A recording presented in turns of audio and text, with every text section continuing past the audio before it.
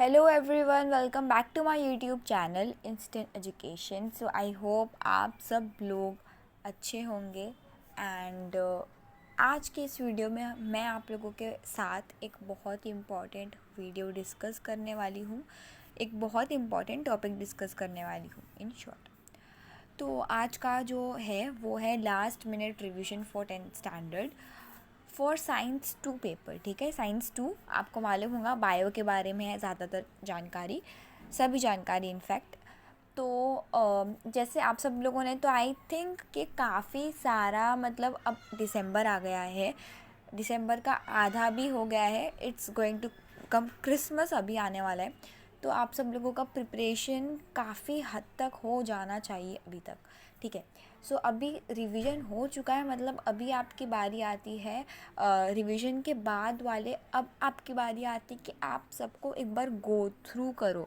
Go through करने के लिए भी काफ़ी सारे स्टेप्स होते हैं कि किस चीज़ को ज़्यादा प्रैक्टिस करने की ज़रूरत है, क्योंकि वो most likely to come question हो सकते हैं। सो आज की वीडियो में हम लोग वही सब चीज़ें डिस्कस करने वाले हैं। मैंने यहाँ पर एक नोट्स पे पीपीटी बनाई हुई है। ये चीज़ करने का फ़ायदा ये है कि आप सब लोग स्क्रीनशॉट ले सकते हो। I am not editing any video such like this because I feel this कि अगर आप स्क्रीनशॉट ले लोगे तो आपको याद रहेगा, या आप अपनी बुक में नोट डाउन कर लो। ठीक है, तो यहाँ पर ये कुछ टॉपिक्स मैंने लिस्ट डाउन कर दिए हैं, लिख दिए हैं आप सब लोगों के लिए, specially just for you guys, ताकि आप सब लोग साइंस 2 के पेपर 4 कराओ।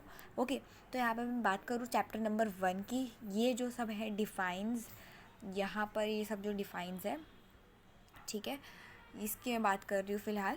ठीक है, तो यहाँ पर आपको हेरिडिटी, ट्रांसक्रिप्शन, ट्रांसलेशन ये सब अच्छे से करना है।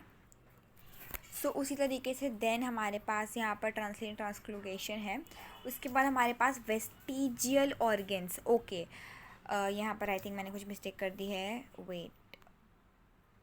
ओके, यहाँ पर अगर मैं बात करूँ इसकी वेस्टिजियल ऑर्गेन्स की, तो यहाँ पर जो आपके लिए क्वेश्चन आएगा मोस्ट प्रोबेबली वो आपके लिए डायग्राम बेस्ड क्वेश्चन आ सकता है। ठीक है, क्योंकि लास्ट टाइम भी काफ़ी सारे क्वेश्चन डायग्राम बेस्ड आए थे।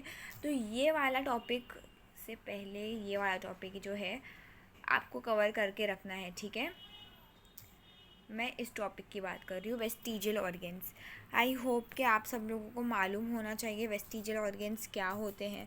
ठीक है, vestigial organs are degenerated organs that are not used, they were previously used, just like our हमारा यहाँ पर जो टीथ होता है, एक विजडम टीथ, तो वो भी जो होता है वो वेस्टिजियल ऑर्गन है।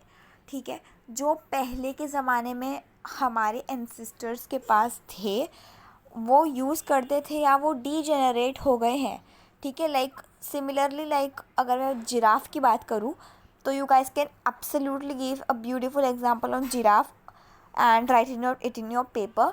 लाइक जिराफ जब पहले, पता है उसकी जो नेक था ना वो इतना बड़ा नहीं था। ठीक है, अगर मैं बात करूँ यहाँ पर, ओके वेट, अगर मैं बात करूँ एक जिराफ की, ठीक है, तो जिराफ का जो नेक था वो इतना ज़्यादा लंबा नहीं था पहले। ठीक है, वो इतना ही नेक सपोज़ करो होगा, बट जिराफ को अगर जब ट्री खाना रहता होगा तो वो यहाँ तक रहता होगा, राइट। तो वो अपनी गर्दन को लाइक नील आउट करता था, वो उचकाता था देखने के लिए, मतलब खाने के लिए, सॉरी। तो यहाँ पर उस वजह से ऐसा ऐसा होता गया। फिर ऑफ कोर्स जब और ज़्यादा जनरेशन्स आती हैं, ठीक है, एक चीज़ की, तो वो इस तरीके से बढ़ती गई और आज उसकी हाइट इतनी हो गई है। ठीक है, अब वो ट्री को आराम से खा सकता है। ठीक है, तो यही बात थी। ओके, उसके बाद मैंने आपको पूरा टॉपिक ही समझा दिया आई थिंक। ओके, उसके बाद यहाँ पर एग्जांपल देने हैं, mention names of some vestigial organ, write the function in living organisms. ठीक है, उसके बाद यहाँ पर लेमार्किज्म के बारे में, connecting link with two proper example fossils and carbon dating method, that is C12। उसके बाद चैप्टर 2 की बात करूँ तो learn only textual question guys and which are given at page number 21 of science text book.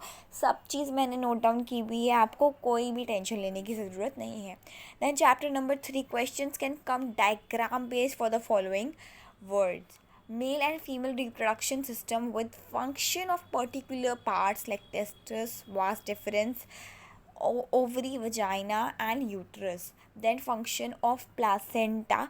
ठीक है, ये अच्छे से याद करना. then sexual reproduction in flowering plants, absolutely most important. जो यहाँ पर रिप्रोडक्शन इन फ्लावर्स में हिबिस्कस का डायग्राम, उसके जो डायग्राम की लेबलिंग, ओवरी, ओव्यूल, देन बहुत सारी चीज़ें थी राइट. तो वो सब क्या आपको फंक्शंस, देन यहाँ पर कैरोला क्या करता है, फ्लावर का जो कलर होता है, जो उसकी ब्यूटी को डिफ़ाइन करने के लिए कौन सा ऑर्गेन, कौन सा रिप्रोडक्टिव ऑर्गेन है हिबिस्कस के पास, आपको वो भी अच्छे से समझना है और याद करना है. ठीक है, ओके. देन आपको पॉलिनेशन के बारे में करना है कि how the hibiscus plant shows the process of pollination and then gives rise to the another flower. Then write the bisexual flower with example. Sorry, what is bisexual flower. ठीक है, उसके बाद define menstruation cycle. Menstruation, name 4 hormones responsible for it, तो आपको मालूम होगा. 4 थे, follicle, then endometrium था आई गेस, मुझे अच्छे से याद नहीं है बट येस.